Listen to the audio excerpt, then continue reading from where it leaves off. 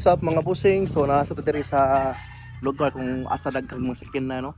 Kita diri mga baligya pero mangita ta og asa pinakahinog diri ha. Nung tan-aw ning mga units na diri. May mga daghang hinog diri pero mili lang ta gamay nga sakto sa ang budget nga hinog nga unit.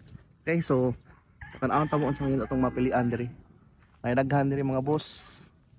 Para ni sa inyo ha mga busing para ang mapadayon sa tuwa is mga hinog sad. Okay, alright. So, update mo ha. Tango yung sa ngayon ito itong makakuha karon. Mga daghan diri mga nindot pa oh. Okay, so update mo mga busing. Mga daghan diri mga units ha. So, pili lang ta diri.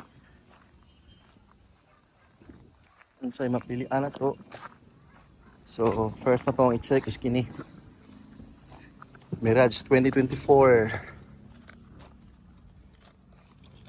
So makita ninyo mga bossing kung unsa pa kasino ang unit ni unsa pa kahinog, wa gini siya nang ayuhonon or i-retouch kay hamis pa kaya ang unit niya 2024 model ni siya nga Mirage automatic transmission unya low mileage siya only 6,000 pa.